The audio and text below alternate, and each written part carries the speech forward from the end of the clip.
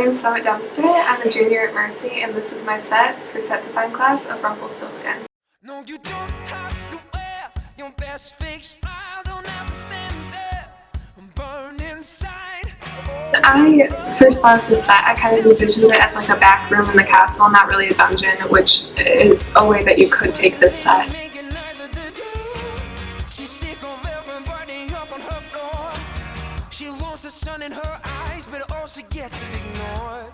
And so I had some really steep stairs going up, and one of the walls was angled. Get it all back, but now she's slipping, trying to carry the act. She's sweating under the lights, now she's beginning. The wallpaper, I put newspaper and sawdust on, so it looks kind of like a plastered wall, and it's falling down and exposing some stones behind it. I also added a stained glass window, just for some interest, and my favorite thing on the set is probably the spinning wheel, which I got to make, which was really cool. This whole set is made out of found objects, so the assignment was to go out and find things that are used for different purposes and create them into something that you could use for a set. And so I found pieces of toys and balsa wood, and I carved that into a spinning wheel, and the head off of a fountain pen I used as a needle, and gold thread I used for the gold that Rumpelstiltskin spins the straw into.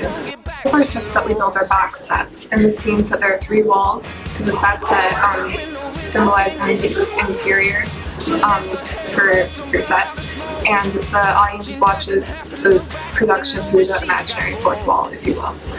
And it's really important to consider sight lines when you're building a set. This means you need to ensure that everyone in the auditorium can see all the action that's happening on stage, and also the audience can't see what you don't want them to see, and this is where masking walls can come into play.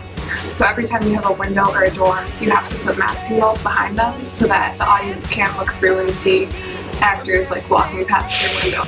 I spent a lot of time on it. I sculpted each of the stones out of clay and put them on there. Also, the painting techniques I used I really like.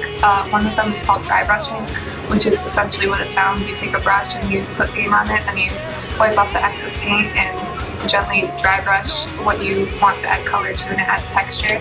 And I also use sponging, which is where you take a sponge and kind of just add texture to the walls. Set design is a really fun class because you're able to take something that you made up in your head and kind of get it into a 3-dimensional project, and it's just really cool to see what you can come up with. You're a lot more creative than you think you are.